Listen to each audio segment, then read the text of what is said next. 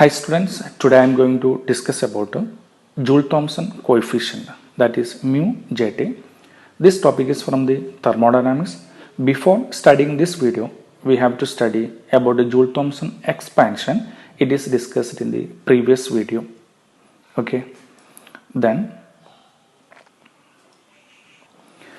after studying this video, you shall be able to know about what is Joule-Thomson coefficient, what is the derivation of Joule-Thomson coefficient, what are the conditions of Joule-Thomson coefficient, and also inversion temperature.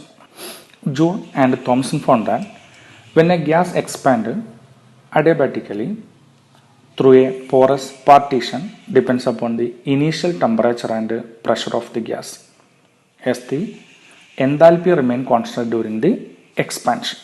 That is mu Jt is equal to dou T by dou P at constant enthalpy.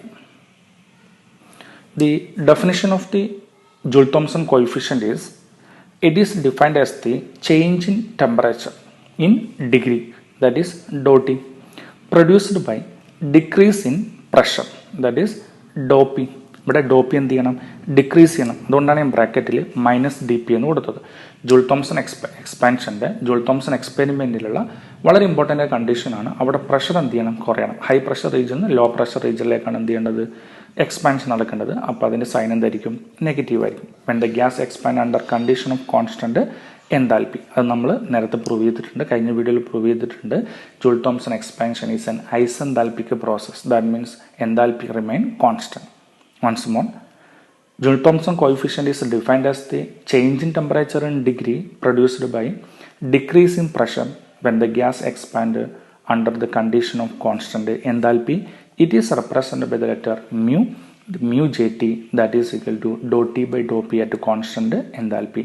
Change in temperature with respect to change in pressure at constant enthalpy is called Joule-Thomson coefficient. Next, എങ്ങനെയാണ് ഒരു mu Jt എന്ന് പറയുന്ന joule-Thomson coefficient thermodynamics പ്രകാരം നമ്മളൊരു derivation കൊടുക്കുക എന്നുള്ളതാണ്. Taking enthalpy as the function of temperature and pressure, then total differential of the enthalpy H can be written as, that is H is the function of pressure and temperature. By differentiation dH is equal to dou H by dou P at constant temperature into dP plus dou H by dou T at constant pressure into dt. This is the complete differential of H. Here dH equal to 0. The reason is that it is an isenthalpic process, therefore change in enthalpy is equal to 0. Therefore this equation can be rewritten as 0 equal to dou H by dou P at constant temperature into dP plus dou H by dou T at constant pressure into dt. അതായത് ഇവിടെ dH നെ നമ്മൾ 0 ആക്കി എടുത്തു. And also we have d dou H by dou T at a constant pressure is equal to Cp, that is heat capacity at a constant pressure. Applying this formula to above equation, therefore 0 equal to dou H by dou P at a constant temperature into dP plus Cp dt. On rearranging this equation, dou H by dou P at a constant temperature into dP equal to minus Cp dt. Then dt divided by dp is equal to minus dou H by dou P into 1 by Cp.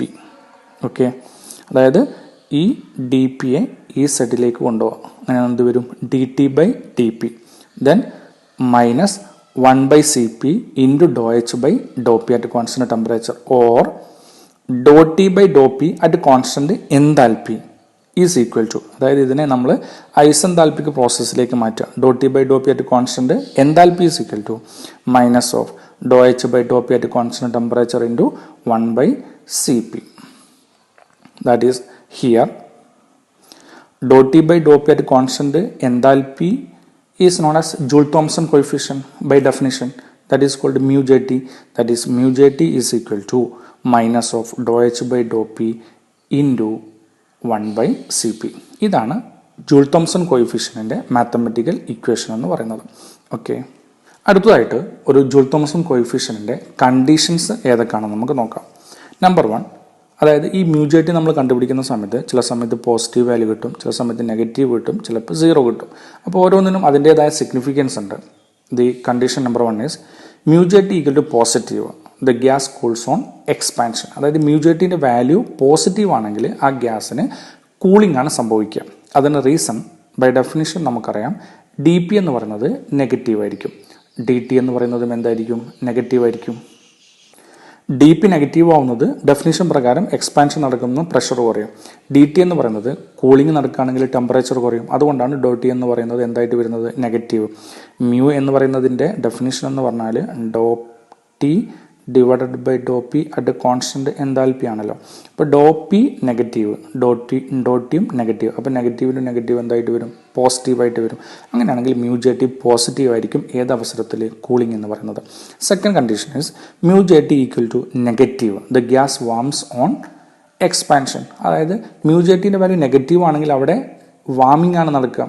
അതിന് കാരണം warming നടക്കുന്ന സമയത്ത് ഡോ T എന്ന് പറയുന്നത് എന്തായിരിക്കും, positive ആയിരിക്കും. ഡോ P already എന്തായിരിക്കും, negative. അപ്പോൾ പോസിറ്റീവിന് നെഗറ്റീവ് വരുന്നത് കൊണ്ട് നെറ്റ് റിസൾട്ട് എന്തായിരിക്കും വരിക, നെഗറ്റീവ് ആയിരിക്കും വരിക. അപ്പോൾ ഹീറ്റിംഗ് ആണെങ്കിൽ മ്യൂജേറ്റി എന്തായിരിക്കും, നെഗറ്റീവ് ആയിരിക്കും. ഇനി third condition, mu JT equal to 0. ഈ മ്യൂജേറ്റിൻ്റെ വാല്യൂ എന്ത് കിട്ടി, 0 കിട്ടുകയാണെങ്കിൽ അതിന് മീനിങ് അതൊരു ഐഡിയൽ ഗ്യാസ് ആണ്.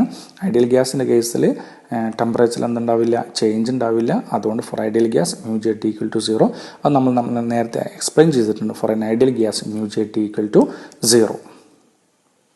Next topic is inversion temperature. Every gas has a definite value of temperature at which mu JT equal to 0.